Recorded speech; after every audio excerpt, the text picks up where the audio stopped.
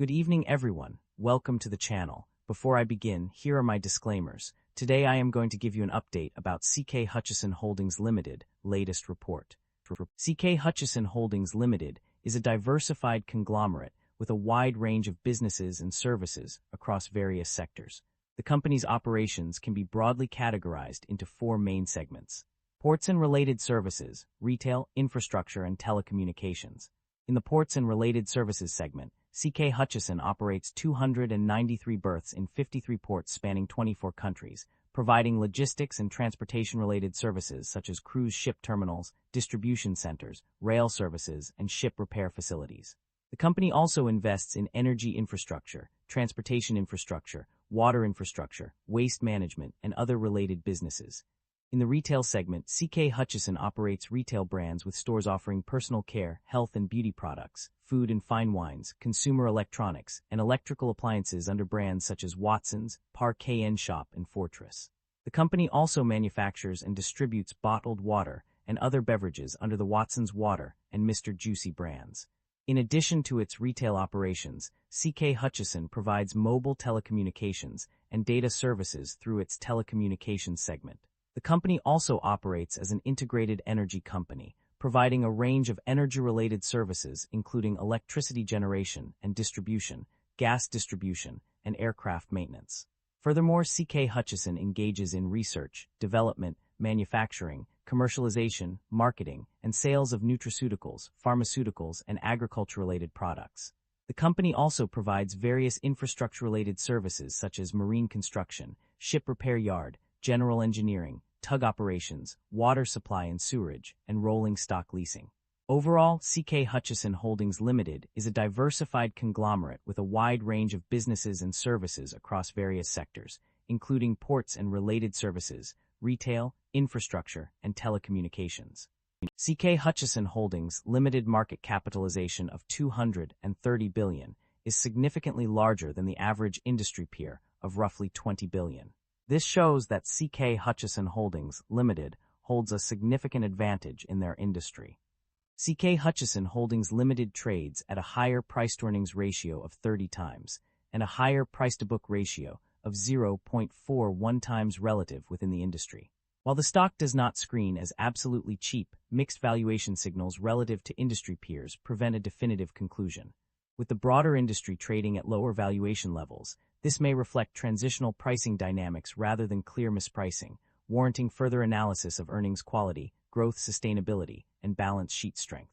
The company maintains a moderate leverage profile, with liabilities making up 41% of total assets, suggesting a balanced approach between risk management and capital efficiency.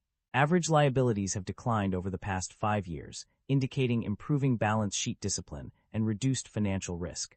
Shareholder equity has grown consistently, but operating income growth is weak or inconsistent. Equity expansion may be driven by financing activities rather than core business profitability. The share count has remained broadly unchanged, indicating no significant dilution or buyback activity over the past 5 years. The company have a dividend yield of 3.7%. The income statement shows that the company have been growing its revenue annually, but the operating income have not been increasing. This shows that the business is under pressure with rising cost. The primary drivers of revenue growth or decline for various companies and segments can be identified through a review of recent financial data. For Ck Hutchison Group, revenue growth was driven by increases in customer base in key markets such as the UK, 3 Group Europe, and HTHKH. Improved EBITDA margins in Sweden and Denmark also contributed to revenue growth.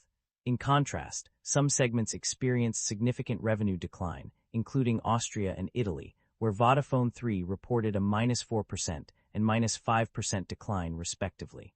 However, these declines were offset by strong performance in other markets such as the UK, which saw a 26% increase in revenue. Key drivers of revenue growth included increased customer base, improved EBITDA margins, and reduced churn rates in several markets.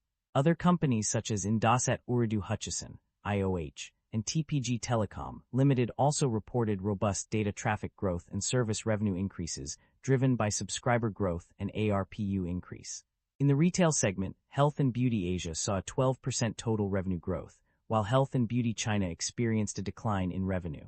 However, other retail segments such as Ck shop and beverage businesses reported favorable sales performance with a 3.9% comparable stores sales growth. Overall, these trends highlight the importance of market expansion, cost control management, and disciplined financial planning in driving revenue growth or mitigating decline. Net income for several companies saw significant improvements. Cenovus Energy's net income increased by 24%. Indosat Ooredoo Hutchison's net earnings rose by 12%, while TPG Telecom transitioned from a loss to a gain of $52 million. These increases were largely driven by improved profit margins, which rose by 9% for underlying EBITDA and EBIT. The improvement in profit margins can be attributed to various factors. Cenovus Energy benefited from increased upstream production volumes and the disposal of downstream assets.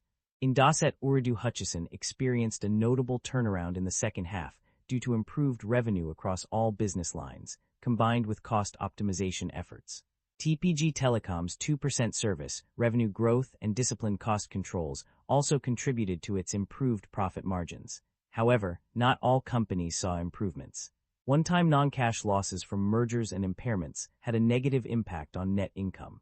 Additionally, uncertainty surrounding deferred tax assets realization and potential write-offs due to changes in projected performance added to the challenges faced by some companies.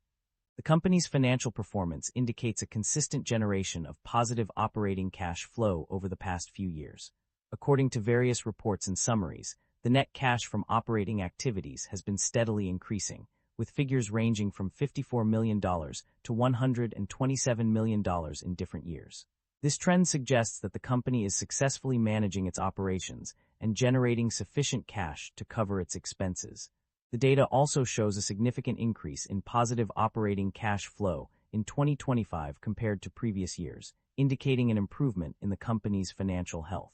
The net cash inflow before financing activities has increased by 102% year-over-year, further supporting this conclusion. Overall, these findings confirm that the company is generating positive operating cash flow, which is a crucial indicator of its financial stability and sustainability. The company's debt level has undergone significant changes over the past year. While total debt at 31 December 2025 was Ck $165,099 million, an increase from Ck $159,059 million in 2024. A closer look reveals that the total principal amount of bank and other debts remained constant at Ck $163,460 million. This suggests that the increase in total debt is largely due to interest-bearing loans. However, it's worth noting that net debt decreased by 11.6% to Ck $113,692 million at 31 December 2025. The weighted average cost of debt also decreased from 3.6% in 2024 to 3.3% in 2025. These changes indicate a more favorable debt profile for the company. Despite these positive trends, interest expenses have been inconsistent. While they increased significantly from Ck $12,083 to Ck $14,476 in some instances, they also decreased from Ck $13,392 to an unspecified amount in another instance. This discrepancy highlights the need for further clarification on this aspect of the company's financial performance. The performance of various regions and segments has been analyzed, revealing both successes and challenges. On a regional level, Europe and the People's Republic of China have performed well. In contrast, the Chinese mainland and Canada have struggled. In terms of specific segments, the Ports Division and HPH Trust have excelled. The Health and Beauty Asia segment has also shown promise, with notable success in Poland. Conversely, telecommunications operations and retail operations have underperformed. Within the Health and Beauty Eastern Europe segment, Ukraine's market has been a disappointment, while the overall Health and Beauty China segment has struggled. It is worth noting that despite these regional and segmental variations, there has been no significant decline in value of goodwill and intangible assets, indicating a relatively stable overall performance. Management statements suggest a positive outlook for the company, with steady operating performance across major businesses and good operational performance from its global portfolio of infrastructure businesses. The company is committed to prudent financial management, maintaining a solid capital structure and significant cash reserves. Management also highlights progress made in decarbonizing operations, reducing carbon intensity by 9% and Scope 1 and Scope 2 emissions by 23%.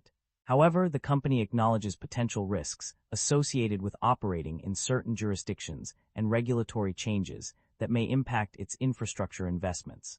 Overall, management statements convey a sense of stability and resilience, while also acknowledging areas for continued improvement and risk mitigation.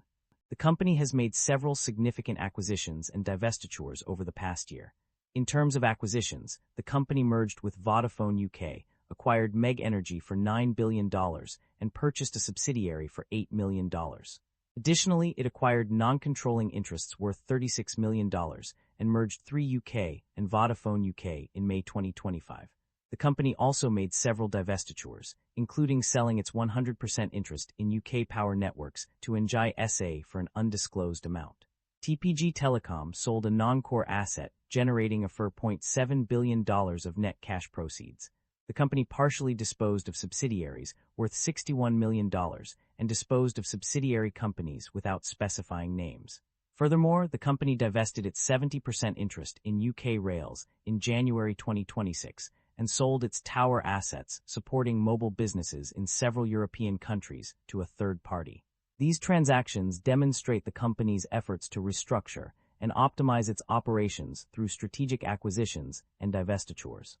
The company has a history of paying dividends to its shareholders. In recent years, the amount paid out has been significant, with Ck $5,799 million and Ck $1,719 million being distributed in 2024 and 2025 respectively. These figures demonstrate the company's commitment to returning value to its investors through dividend payments. There are concerns about inventory buildup. However, the primary concern lies with supply chain disruption. This is due to various potential risks that can impact the smooth flow of goods and services. These risks include widespread health epidemics or natural disasters, political unrest, terrorist attacks, military tensions, climate change-related events, and regime changes. Supply chain disruptions can occur in several ways. For instance, extreme weather events can damage assets and disrupt operations, while climate change can lead to more frequent and severe weather events. Political unrest, such as protests or riots, can also cause supply chain disruptions by blocking ports or disrupting transportation routes. Additionally, governments may impose new regulations or restrictions that affect the flow of goods. Regime changes or shifts in political sentiment can also impact supply chains. For example, a change in government may lead to a shift in policies or regulations that affect trade and commerce. This can result in disruptions to port concessions, auctions, and licensing requirements. In some cases, governments may impose new rules or conditions on businesses operating within their jurisdiction, which can further disrupt supply chains. Overall, while inventory buildup is not a significant concern, the potential risks to supply chain disruption are numerous and varied. Businesses must be prepared to adapt to changing circumstances and take steps to mitigate these risks in order to maintain a smooth flow of goods and services. That concludes the financial summary for Ck Hutchison Holdings Limited. Feel free to comment below, and I will be happy to answer them when possible.